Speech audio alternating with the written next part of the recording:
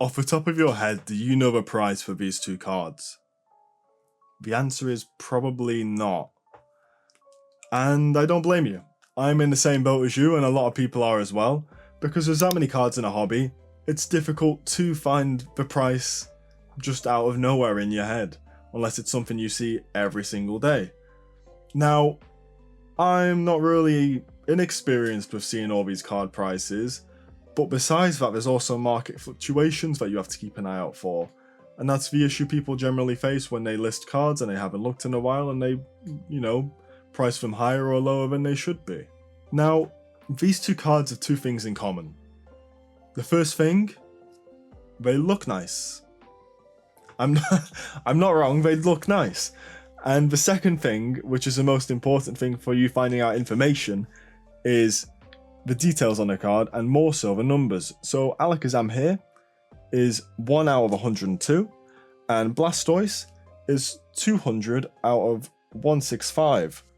Now, just that information alone, as in the name of the Pokemon and the number on the card, you can generally find all the information you need off various places.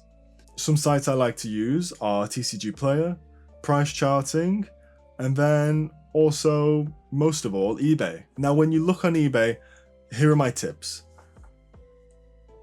Search for card and search for number. Make sure the cards you're finding are the exact same as the one you have, first of all. Second of all, go into recent solds. Go to recent solds and also list in your same country. The US and the UK market, for example, have a different pricing kind of variation with most cards. Sometimes they're pretty equal. More modern cards and especially more volatile sets like 151, you'll see quite a difference sometimes. It just depends on the card itself. Next big thing, like I said, you have to keep an eye out for is that you make sure it's the right card.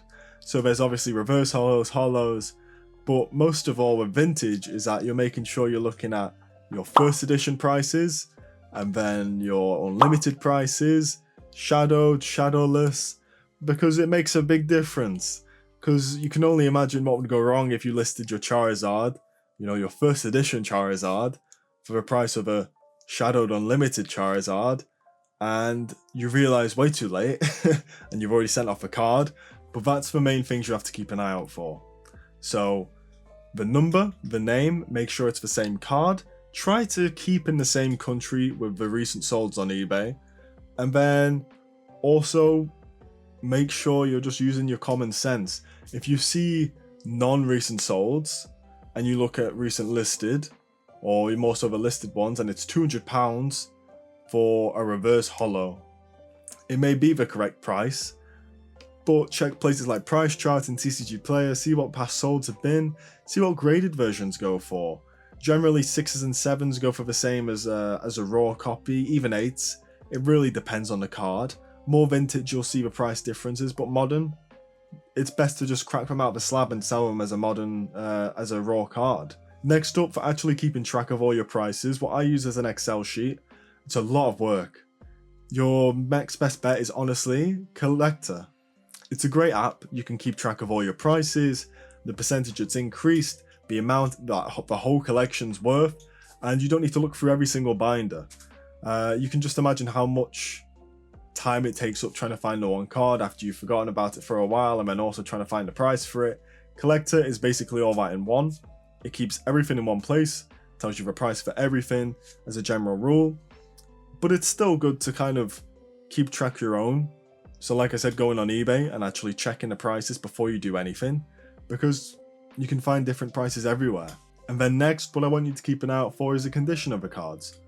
Now, more modern stuff, you don't really see a lot of battered cards, very infrequently, but nicks, whitening and stuff, just stuff to keep an eye out for that. More vintage, it's an issue, so keep an eye out for like the whitening, dents, dings, scratches on the hollows. All these things play into the price of a card, especially with base sets.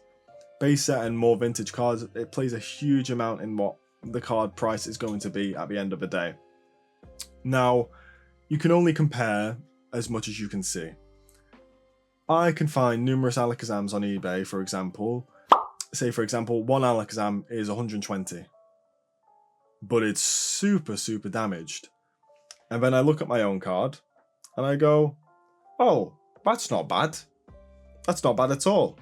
There's not really any whitening. There's like one little ding on the bottom. And then, you know, the scratches aren't too bad on the front. Probably worth a bit more than 120 if you were to sell it raw. But at that point, you could also get it graded. It's worth looking at those because graded prices are also different. Once again, I use price charting on eBay. You can search up PSA 8s, PSA 9s, just to get a general view of if you were to grade it and you were having an idea of how much it'd be worth. It's all there for you. But yeah, overall, things to keep an eye out for: condition, and then scratches, bends, whitening, using things like eBay price charting, TCG Player, even Facebook Marketplace. You can see prices that people are selling cards for. Usually it's even cheaper than eBay, but eBay's a good place to start and mostly keep your prices around.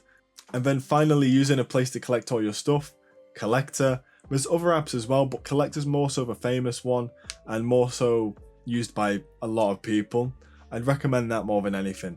But yeah, that's going to be it for me. I hope it kind of included a way of how you were to get your prices, how it's easier to kind of keep track of everything for you if you didn't know how to keep track, and more so what you were looking out for to actually find the value of your cards. Either way, that's it. I'll see you guys either tomorrow or another day. Good day, good night, good evening, whatever time it may be for you. Anyway, I'm Falcor. If you like the content, please do subscribe, and I'll see you guys next time. Bye bye.